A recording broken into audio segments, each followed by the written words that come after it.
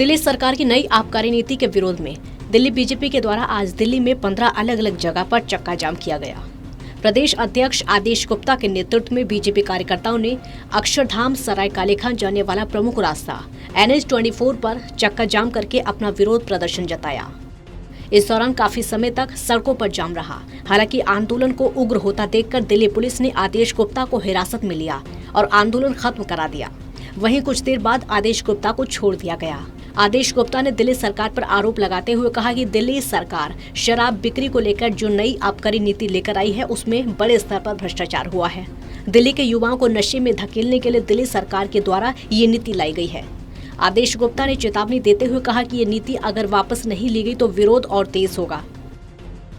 आज दिल्ली के अंदर चक्का जाम किया गया और दिल्ली सरकार की नई शराब नीति जो दिल्ली को बर्बाद और खराब करने की नीति है, जिसमें केजरीवाल सरकार दिल्ली में हजारों ठेके रिहायशी इलाकों में, रेजिडेंशियल इलाके हो, धार्मिक स्थल के आसपास हो, स्कूल के आसपास हो, गांव के अंदर अनऑथराइज कॉलोनी में खोले जा रहे हैं। और दिल्ली में आज हजारों की संख्या में जब शराब के ठेके खोले जा रहे हैं, युवाओं को, महिलाओं को, मजदूरों को शराब की नशे में झोंकने के लिए जो केजरीवाल सरकार ने नई नीति लाई है, उसका विरोध करने के लिए आज भारतीय जनता पार्टी के कार्यकर्ता दिल्ली की जनता के साथ, RWA के मेंबर्स हो, महिला संगठन हो, सब लोग आज दिल्ली की नई शराब नीति के खिलाफ है।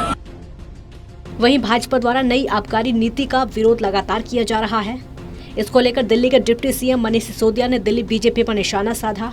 सिसोदिया ने कहा कि दिल्ली में बीजेपी वाले नई आबकारी नीति से परेशान हैं, क्योंकि अरविंद केजरीवाल ने दिल्ली में 3500 करोड़ की चोरी रोक दी। अब ये पैसा आम जनता के लिए सरकार को मिल रहा है। पहले ये पैसा बीजेपी नेताओं और शराब माफियाओं की जेब में जाता था, इसलिए ये विरोध बीजेपी के नेता कर रहे हैं। भारतीय जनता पार्टी का शराब माफिया से गहरा नाता रहा है। दिल्ली में जगह जगह अवैध शराब बिकती थी। बहुत सारे इलाके भारतीय जनता पार्टी ने ऐसे बना रखे थे जहां पे वो शराब की जो लीगल दुकानें हैं उनकी जगह अवैध दुकानें खोल के माफिया के साथ चलवाते थे। इससे जब नई नीति अरविंद केजरीवाल जी ने बनाई तो उससे 3,500 करोड़ रुपया जो चोरी हो रहा था वो चोरी रुक गई। अब जाहिर सी बात है कि भारतीय जनता पार्टी और शराब माफिया दोनों 3,500 करोड़ रुपए में हिस्सेदारी कर रहे थे। वो चोरी रुकी है तो भारतीय जनता पार्टी को दर्द तो होगा ही। बहरहाल नई आबकारी नीति को लेकर संग्राम छिड़ गया है। अब देखना होगा कि विरोध की राजनीति कितनी बढ़ती है। दिल्ली से टोटल न्यूज के लिए अनमोल कुमार की रिपोर्ट।